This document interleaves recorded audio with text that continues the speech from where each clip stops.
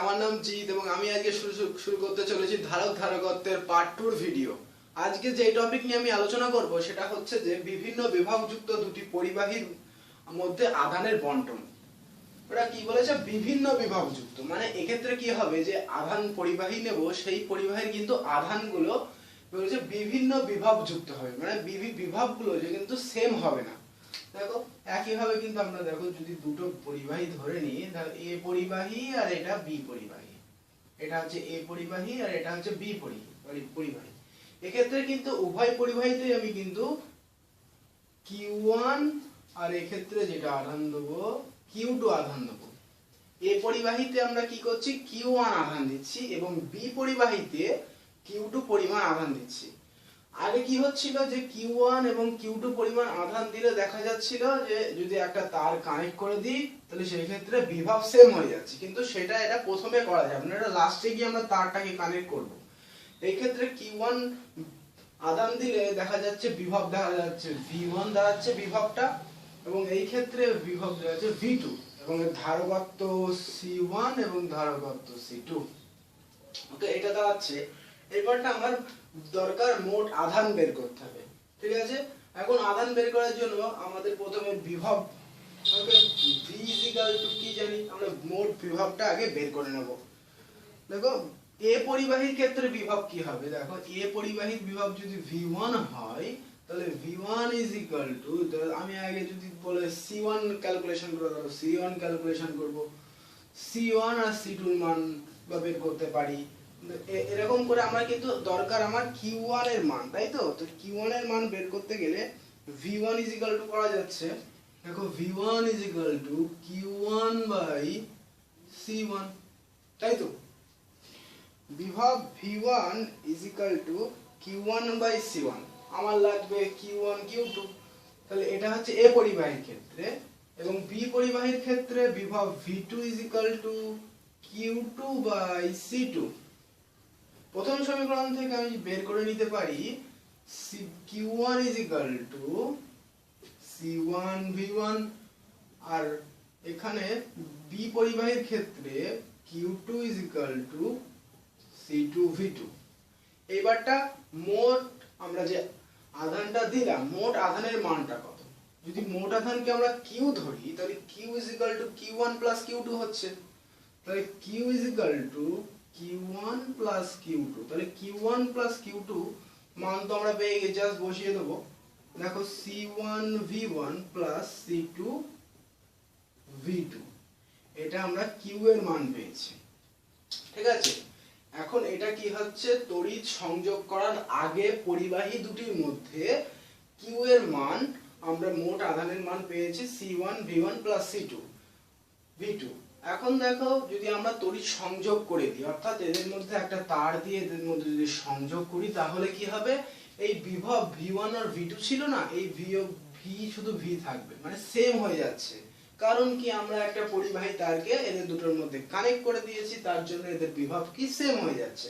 এবং সেই ক্ষেত্রে যে মোট আধান দাঁড়াবে সেটা যদি Q প্রাইম ধরি তাহলে C1V প্লাস C2V, তাই তো। এটা কি যে তড়িৎ সংযোগের পরে মোট আধান Q প্রাইম C1V C2V, আর তড়িৎ সংযোগের আগে যেটা ছিল Q C1 V1 C2 V2। এখন এই দুটোকে ইকুয়ালি করতে হবে। দেখো এই দুটোকে ইকুয়াল করে দিচ্ছি, দেখো C1 V1 plus C2 V2, C1 V1 plus C2 V2 C1V plus C2V। এখন দেখো এই V কিন্তু সেম, তাহলে V টা কমন নিতে পারি আমরা, তাহলে V C1 প্লাস C2 এটা দাঁড়াচ্ছে। তাহলে এখান থেকে আমি কি বলতে পারি, এখান থেকে তো V এর মানটাও বের করতে পারি, C1 V1 plus C2 V2, বা এক্ষেত্রে V যে মানটা দাঁড়াচ্ছে, তাহলে দেখো C1 V1 plus C2 V2 by কি দাঁড়াচ্ছে, এই যে C1 প্লাস C2। এই প্রথম আমরা বিভবের মানটা পেলাম, এটা একটু ইম্পর্টেন্ট, নোট করে নেবে। বিভব আমাদের কি দাঁড়াচ্ছে যে C1 V1 plus C2 V2 by C1 plus C2 এটা হচ্ছে বিভব, এটা একটু নোট করবে। এবার যেটা বের করব সেটা হচ্ছে বিভব তো আমরা পেয়ে গেছি, এবারটা আমাদের কিছু ধরে নিতে হবে যে A ও B পরিবাহীর আধান বণ্টিত হয়ে এখন যদি Q1 ও স্মল q1 আর Q2 হয়, দেখো এই যে স্মল q1 করতে হবে, এখন এখানে যদি স্মল q1 আর এখানে যদি স্মল q2 হয়, মানে এদের আধান বণ্টন হয়ে গেল, বণ্টন হওয়ার পরে স্মল q1 দাঁড়াচ্ছে আর এখানে স্মল q2 আধান দাঁড়াচ্ছে। এবং স্মল q1 এবার কি করতে হবে আমাদের, এই স্মল q1 ও স্মল q2 এর মানটা বের করতে হবে। না কি করে বের করব, একই ভাবে আমরা q কি জানি, c1 v1 জানি, তাহলে সেই ক্ষেত্রে q1 যেটা দাঁড়াচ্ছে দেখো c1 v। কেন যদি বলে v1 লিখিনি, কেন কারণ v1 লিখিনি কারণ এই q1 আধানে যখন দিচ্ছি তখন কিন্তু বিভবটা সেম, তাই আমি এখানে v লিখেছি। c1 v1 দিইনি, c1 v দিয়েছি। এবারটা এই যে v এর মান এটা এখানে বসাবো, c1 into c1 v1 plus c2 v2 by c1 plus c2। এখন দেখো যে মানটা পাচ্ছি সেটা হচ্ছে c1 by c1 plus c2 into q। Q বসাচ্ছি কেন, আমরা কিন্তু প্রথমে মোট আধানের কত মজা দেখো, এই কিউ বসাচ্ছি কেন, কারণ আমরা প্রথমেই মোট আধান বের করে নিয়েছিলাম q q1 q2 থেকে, যে কি পেয়েছিলাম c1 v1 c2 v2, তাহলে সেই জায়গায় আমরা কিউ বসিয়ে দিচ্ছি। একই ভাবে স্মল q2 এর আধান, স্মল q2 এর যে এই আধানের মানটা কি পাচ্ছি দেখো, এই একেবারে বসিয়ে দিচ্ছি c1, এখানে c1 c2 by c1 c2, c1 c2 into q। এই q1 হচ্ছে এর মান, q1 এর মান হচ্ছে এটা এবং q2 এর মান হচ্ছে এটা। এই মানগুলো একটু মনে রাখতে হবে যে q1 c1 q by c1 c2 এবং q2 যেটা মান দাঁড়াচ্ছে সেটা হচ্ছে c2 by c1 c2 into q। ওকে, মানগুলো জাস্ট নোট করে নাও। এবারটা দুটো শর্ত বলে দিচ্ছে, দুটো শর্ত দুটো প্রযোজ্য থাকছে। কি বলেছে, এখন যদি বলা হয় যে এই v, এই a পরিবাহীর বিভব যদি b পরিবাহীর থেকে বেশি হয়ে যায়, যদি এমনটা দাঁড়ায় v1 গ্রেটার দ্যান v2, তাহলে কি হবে, তাহলে a পরিবাহী b পরিবাহীর দিকে আধানটা বণ্টন করবে, তাই তো। এটা শর্ত বলে দিচ্ছে যে v1 আর v2 যদি এরকম কন্ডিশনে থাকে যে a পরিবাহীর বিভব ভোল্ট যেটা কিন্তু b পরিবাহীর থেকে বেশি হয়ে গেল, তাহলে স্বাভাবিকভাবে এখানে যদি একটা তার দিয়ে সংযোগ করা থাকে তাহলে অবশ্যই উচ্চ বিভব থেকে নিম্ন বিভবের দিকে আধানটা বণ্টন হবে। আধান বণ্টন হলে যে তখন যে মানটা হবে সেটা কি পাবো, এবারটা লিখবো। তাহলে সেটা পাওয়ার জন্য কি করতে হবে দেখো, এটা প্রাইম দিতে হবে, স্মল q1 এর প্রাইম বের করতে হবে আমাদেরকে। দেখো স্মল q1 এর প্রাইম বের করতে হবে। দেখো এবারে ভাবো যে আমরা মানটা কি করে পাবো। দেখো একভাবে পেতে পারি যে c1 v1 c1 v করে তো পেতে পারি, কারণ দেখো a পরিবাহীর বিভব তড়িৎ সংযোগের আগের যে মানটা ছিল c1 v1 ছিল, আর এদের ইকুয়াল করে যখন এদের আধান বণ্টন হয়ে গেল বিভব সেম হয়ে গেল, তাহলে সেই ক্ষেত্রে c1 আর v দাঁড়াচ্ছে। তাহলে এই ক্ষেত্রে যদি আমি এটা তো করতে পারি c1 v1 c1 v, এটা তো করতে পারি, তাই তো। এখন দেখো এই c1 এই v যেখানে আছে সেই জায়গায় v জাস্ট মান বসিয়ে দেব এবং সোজা মান যেটা বসিয়ে যেই আলটিমেট মানটা পাবো সেটা যেটা হচ্ছে c1 c2 v1 v2 by c1 by এটা হচ্ছে বাই যেটা দাঁড়াচ্ছে c1 c2 দাঁড়াচ্ছে, c1 c2 দাঁড়াচ্ছে, এটা হচ্ছে q1 এর মান। না কি করে পেলাম, দেখো এই v যে মানটা এই জায়গায় v এর মানটা বসিয়ে দিতে হবে। v এর মান না কি ছিল, c1 v1 c2 v2 by c1 c2, এই জায়গায় এই স্মল v এর জায়গায় এই v এর মানটা বসিয়ে দিলে আমরা শেষ পর্যন্ত এই মানটা পাবো। এটা হচ্ছে প্রথম শর্ত, প্রথম শর্ত। এবং দেখো আরেকটাও শর্ত বলে দিয়েছে, এবং আশ্চর্য হবে শুনে যে আরেকটা যেটা শর্ত বলেছে সেটাও মানটাও কিন্তু সেম মান দাঁড়াচ্ছে। দেখো পরের শর্তটা বলে দিয়েছে যে এখন V2 গ্রেটার দেন V1 হচ্ছে, মানে এই বি পরিবাহীর যে বিভব সেটা এ পরিবাহী থেকে বেশি হয়ে গেছে, তাহলে বি পরিবাহী থেকে এ পরিবাহীর দিকে আদান বন্টন হবে এই অনুযায়ী, তাই তো। এখন দেখো ঠিক একই রকম ভাবে আবার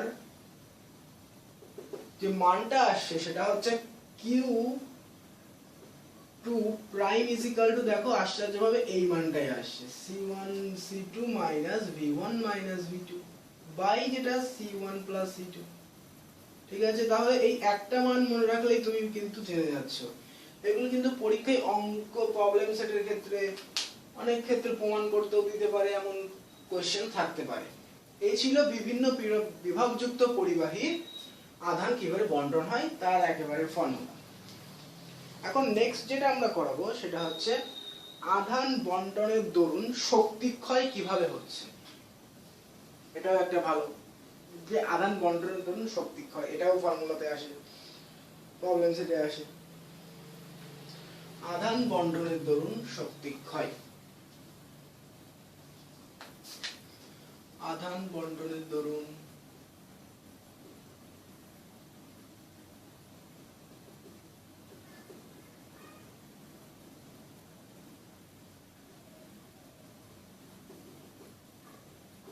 শক্তি ক্ষয়। ব্যাস, আশা করছি লিখে নিয়েছো, কপি করে নিয়েছো। দেখো এবারটা যেটা করাবো সেটা আধান বন্টনের দরুন আমরা কিন্তু শক্তি ক্ষয়টা করাবো, ঠিক আছে। তাহলে সব মুছে দিই। এখন একটু জেনে নিই জিনিসটা কি। দেখো এইবারটা এতক্ষণ যেটা আমরা করেছিলাম, যেটা বিভব আমরা কিন্তু কিউ এর মানটা নির্ণয় করেছিলাম বা ভি এর মান নির্ণয় করেছিলাম। এখন কিন্তু আমার এনার্জির মানটা, অর্থাৎ এই যে শক্তি, এই শক্তি ক্ষয়, এখন শক্তি ক্ষয় যদি আমি শক্তিটাই না বের করি তাহলে শক্তি ক্ষয়টা বের করব কি করে। একটা বেশি পরিমাণে শক্তি আছে, একটা কম পরিমাণে শক্তি আছে, দুটো যদি মাইনাস করি তাহলে যে শক্তি ক্ষয়টা হয়েছে সেটা পাবো। তাহলে কি করতে হবে যে একইভাবে দেখো এই যদি আধান আমরা ধরে নিই একইভাবে, এখানে যদি Q1 এখানে Q2 যদি হচ্ছে এ পরিবাহী বি পরিবাহী, এখানে বিভব V1 V2 C1 C2। এখন তড়িৎ একইভাবে দেখো তড়িৎ সংযোগের আগে এ পরিবাহীর শক্তি নির্ণয় করতে হবে, মোট শক্তি, আর তড়িৎ সংযোগের পরে এ পরিবাহীর মোট শক্তি কি দাঁড়াচ্ছে, এবং দুটো মান বের করলাম, বের করে মাইনাস করে দিলেই আমার কিন্তু শক্তি ক্ষয়ের মানটা পেয়ে যাব। তাহলে প্রথমে যেটা বের করব সেটা হচ্ছে এই এ ও বি পরিবাহীর আধান তড়িৎ যদি যাওয়ার আগে যে মানটা ছিল, তড়িৎ পরিবাহীর আগে দুটির মোট শক্তি সেটা ছিল, যে মানটা পাবো সেটা হচ্ছে হাফ, দেখো হাফ C1 V1। ওকে, আধানের এই Q1 দেওয়ার সময় যখন এই তারটা পরিবাহী সংযোগ করা হয়নি তখন V1 এর স্কয়ার হাফ এম স্কয়ার এর সূত্র অনুযায়ী plus half C1 C2 V2 square. এটা কি হচ্ছে একটা মান ধরো এ আনছি, E ইজ ইকুয়াল টু ধরে নিচ্ছি, ওকে E1 ধরে নিচ্ছি, E1 energy 1 is equal to half C1 V1 square plus half C2 V2 square. এটা কি হচ্ছে তড়িৎ সংযোগের আগে এই মানটা হচ্ছে, এবং তড়িৎ সংযোগের পরে E2 ধরে যদি হয় তাহলে সেক্ষেত্রে হবে হাফ C1 V স্কয়ার। এই জায়গায় লক্ষ্য করবে আমি V1 দিইনি কিন্তু, বা V2 দিইনি, V স্কয়ার করেছি, কারণ যখন তড়িৎ সংযোগ করব তখন এদের মধ্যে একটা তারের সংযোগ করতে হবে। যখনই আমি তারের সংযোগ করব তখন একইভাবে দেখো V1 এবং V2 অর্থাৎ বিভবটা সেম হয়ে যাচ্ছে। তাহলে এখানে দেখো হাফ C2 V স্কয়ার, ঠিক আছে। এবং এটা থেকে এই দুটো হয়ে গেল মানটা, ঠিক আছে। এইবারটা এই যে V রয়েছে স্মল v, ওইটা এবারটা V1 এর এবারটা V এর মান তো বসাতে হচ্ছে। দেখো তাহলে এই C1 V1 হাফ C2 এই জিনিসটাকে একদিকে নিয়ে আসবো, half C1 plus C2 into V2 V square, তাই তো। তাহলে এখন তো V এর মান বসাতে হচ্ছে, তাহলে half C1 plus C2 into V এর যেটা মান ছিল, কি মান ছিল যেন V এর হ্যাঁ হ্যাঁ মনে পড়েছে, দেখো C1V1 plus C2V2 by C1 plus C2। কিন্তু কথা হচ্ছে এখনো শেষ হয়নি, এদের কিন্তু স্কয়ার রয়েছে, হোল স্কয়ার রয়েছে। এখন দেখো এইটা আর এইটা কেটে যাচ্ছে, তো একটা পড়ে থাকছে। আলটিমেটলি যে মান পাচ্ছি দেখো C1V1 plus C2V2 by C1 plus C2। ওকে,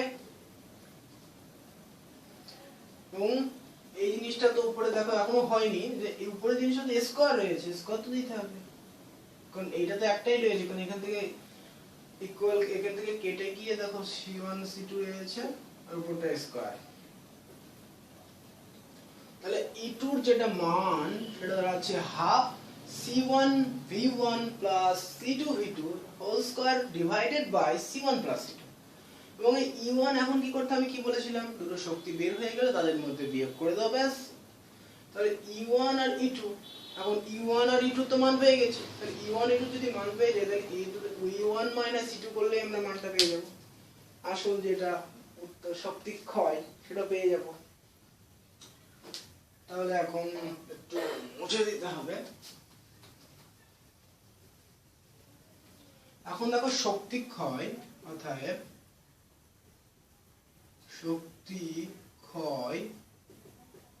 শক্তি ক্ষয় কি দাঁড়াচ্ছে, E1 মাইনাস E2।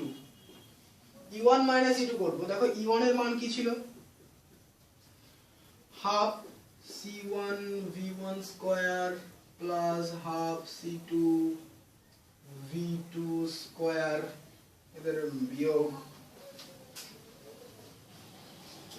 যেটা হবে হাফ C1V1 plus C2V2 তার square by C1 plus C2। দেখো এখন দেখা যাবে শেষ পর্যন্ত যে এদের ক্যালকুলেশন করে, দেখো এখন কি করব, হাফ কমন নেব। এখন হাফ যদি কমন নিয়ে নি, এই C1 C2 হাফ তো থাকছে না, C1 C2 লসাগু হয়ে যাচ্ছে, C1 C2 লসাগু হয়ে যাচ্ছে। এখন যেটা থাকবে C1 plus C2, যেটা এখানে থাকছে C1V1 square plus C2V2 square, C2V2 square minus C1V1 plus C2V2 তার স্কয়ার। ওকে, অর্থাৎ আলটিমেটলি আমরা যে মান পাচ্ছি শক্তি ক্ষয়ের, এই শক্তি ক্ষয়ের মানটা কি হচ্ছে, দেখো half C1 C2 C1 plus C2 into কি V1 minus V2 তার স্কয়ার, V1 minus V2 তার স্কয়ার। এই মানটা কিন্তু খুবই লাগে, আমি আগেতে বলে দিচ্ছি, মানটা কিন্তু অবশ্যই করে নোট করো, এই মানটা কিন্তু খুবই লাগে প্রবলেম সেটের ক্ষেত্রে, half C1 into C2 by C1 plus C2 into V1 minus V2 তার স্কয়ার। তাহলে বোঝা গেল আধান বন্টনের দরুন যে শক্তিক্ষয় হয়, আধান একটা পরিবাহী থেকে আধান বন্টনের জন্য একটু বলে দিই যে জিনিসটা কি, ধর একটা পরিবাহী আর একটা পরিবাহী, এখন এই পরিবাহী থেকে যদি এই পরি আধান বন্টন হয়, সেক্ষেত্রে কিছু এনার্জি দরকার হয়, সেই এনার্জিটার মান কি না, এনার্জি যে half C1 C2 by C1 plus C2 into V1 minus V2 তার স্কয়ার। এই ছিল আধান বন্টনের দরুন শক্তিক্ষয়। এখন নেক্সট যেটা করাবো সেটা কিন্তু আমি প্রথম দিনে যেটা একটু প্রথমে বলেছিলাম যে ধারক জিনিসটা কি, সেই ধারক নেই, তার নেক্সট টপিক যে ধারক ও তার মূলনীতি। ঠিক আছে, যে নেক্সট পয়েন্ট সেটা হচ্ছে ধারক ও তার মূলনীতি, ক্যাপাসিটর কি এবং তার মূলনীতি কি। ধারক ও তার মূলনীতি,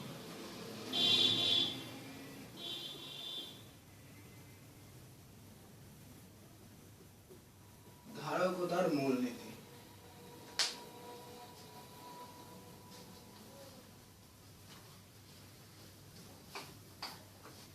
দেখো তাহলে বলি ধারক, প্রথমে ধারক নিয়ে বলি, ধারক জিনিসটা কি, অবশ্যই এটা পার্ট 1 ভিডিওতে আমি প্রথমে একটু আলোচনা করেছিলাম যে ধারক জিনিসটা কি, আবার বলছি। দেখো ধারক দেখতে সাধারণত এরকম দুটি সমান্তরাল পাত থাকে এবং প্রথমে একটা পাতে কিন্তু কিউ পরিমাণ আধান আহিত থাকে।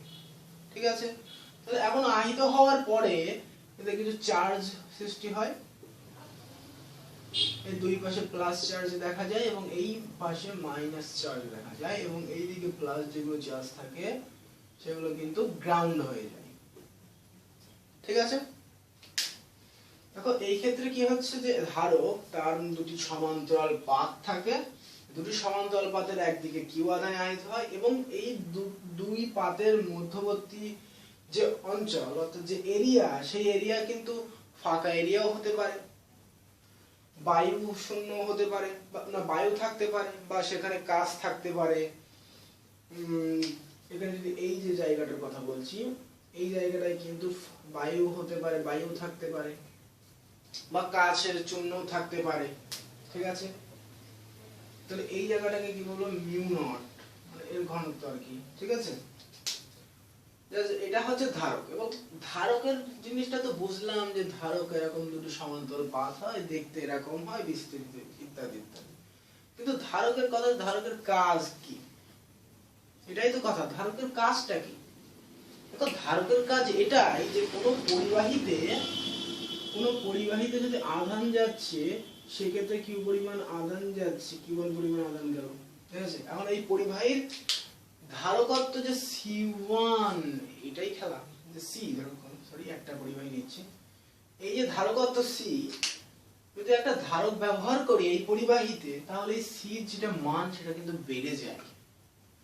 এই সির মান অর্থাৎ ধারকত্বের মানটাকে বাড়ানোর জন্যই কিন্তু আমরা এই ধারককে ব্যবহার করি, এই ক্যাপাসিটরকে ব্যবহার করি। তোমরা বিভিন্ন সার্কিটে দেখবে যে ক্যাপাসিটর ব্যবহার করা থাকে। সেটা কেন ব্যবহার করা থাকে? সেই বর্তনীর ধারকত্বকে বৃদ্ধি করার জন্য ধারক ব্যবহার করা হয়। এটাই হচ্ছে ধারকের কাজ। ঠিক আছে, এটাই হচ্ছে ধারকের কাজ। এবং ধারক কিন্তু, ধারকের যেটা সার্কিটে তোমরা দেখবে ধারক কিন্তু এইভাবে চিহ্ন করা থাকে, এইভাবে চিহ্ন করা থাকে, এই ধরনের। আবার আরেক ধরনের ধারক হয়, দেখো ভেরিয়েবল রেজিস্ট্যান্স বলা হয় যেগুলোকে, এগুলোকে এরকম একটা অ্যারো থাকে, এই এরকম অ্যারো থাকলে মনে করবে এটা ভেরিয়েবল, মানে এই ধারকের মানটাকে আমি চেঞ্জ করতে পারবো, ভ্যারিয়েবল করতে পারবো। তাই এই ধরনের ধারকত্বকে বলা হয়, ধারককে বলা হয় ভেরিয়েবল ক্যাপাসিটর। এটাকে জাস্ট আপনি একটা ক্যাপাসিটরের সাইন যেটা বলতে পারেন। এখন দেখো বিভিন্ন বিষয়ের উপর ধারকত্ব নির্ভর করে। দেখো প্রথম একটা বিষয় কি, যেটা হচ্ছে তড়িৎগ্রস্ত পাতের ক্ষেত্রফলের উপর। এই যে তড়িৎগ্রস্ত পাত, এই পাতের ক্ষেত্রফলের উপরেও কিন্তু ধারকত্বটা ডিপেন্ড করতে পারে।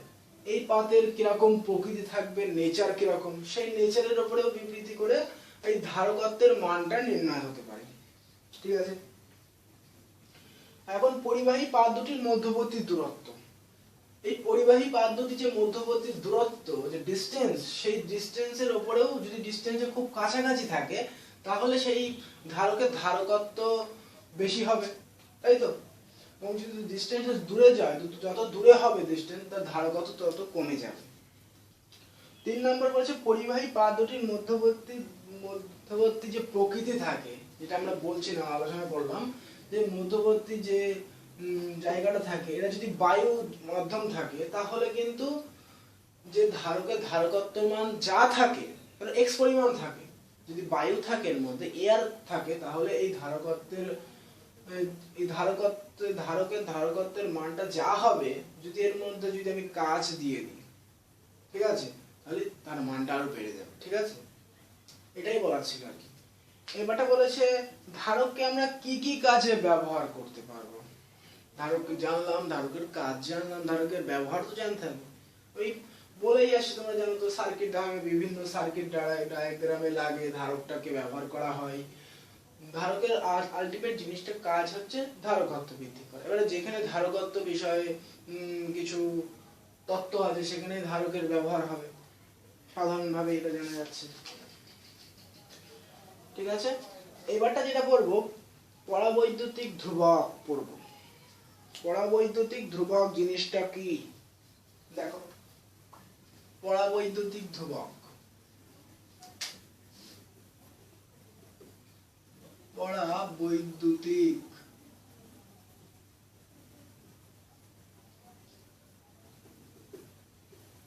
পরাবৈদ্যুতিক ধ্রুবক কি জিনিসটা? দেখো এই পরাবৈদ্যুতিক ধ্রুবক আমরা কে দিয়ে প্রকাশ করি, যার নাম কাপ্পা। ঠিক শুনেছো, কে নাম যেটা কাপ্পা, স্মল কে দিয়ে প্রকাশ করি। এখন দেখো সংজ্ঞাটা একটু বলে দিই, তাহলে হয়তো বুঝতে পারবে। দেখো কোন ধারক পরিবাহীর পাত দুটির মধ্যে শূন্যস্থানের পরিবর্তে কোনো অনন্ত পদার্থ রাখলে ধারকের ধারকত্ব যতগুণ বৃদ্ধি পায় তাকে ওই পাতের অন্তর পদার্থের পরাবৈদ্যুতিক ধ্রুবক বলা হয়। যেটা কি বললাম যে তুমি ভেবে নাও দুটো সমান্তরাল পাত নিয়েছো, নিয়ে একটা পাতে তুমি কি আধানে আহিত, এদের মধ্যবর্তী যদি বায়ু থাকে, বায়ু মাধ্যম থাকে, এখন দেখি এদের মধ্যে যদি এয়ার থাকে, তাহলে কিন্তু এদের ধারকত্বের মান যা হবে, যদি এর মধ্যে যদি এয়ার না থেকে যদি কাঁচ থাকে, তাতে এদের কিন্তু ধারকত্ব আমি আগেই বলেছি বেড়ে যাবে, এটা যত গুণ বাড়বে। ঠিক আছে, কি বললাম, বায়ু মাধ্যমের থেকে কাঁচ মাধ্যমের যত গুণ ধারকত্বটা বৃদ্ধি পাবে, সেই তত গুণ ধারকত্ব যে বৃদ্ধি পেল তাকেই সেই পরাবৈদ্যুতিক ধ্রুবক বলা হয়। তাকে কি বলা হয়? পরাবৈদ্যুতিক ধ্রুবক। ওকে, তাহলে পরাবৈদ্যুতিক ধ্রুবক আমরা বুঝলাম, একটা বন্টনের আধানের, একটা পরিবাহীর মধ্য দিয়ে আধান কিভাবে বন্টন হয় আমরা সেটাও বুঝলাম, তাই তো? তাহলে এই পরাবৈদ্যুতিক ধ্রুবক অবধি ছিল আমার আজকের ভিডিওটার লাস্ট টপিক। দেখো এই লাস্ট টপিক অবধি আমি শেষ করছি যে পরাবৈদ্যুতিক ধ্রুবকটা কি। দেখো আজকের ভিডিওতে আমরা অনেক কিছু জানতে পেরেছি। আশা করছি ভিডিওটা ভালো লেগেছে। সবাই ভালো থাকো এই আমি চাই। এই বলে আজকে আমি আমার ভিডিওটা শেষ করলাম।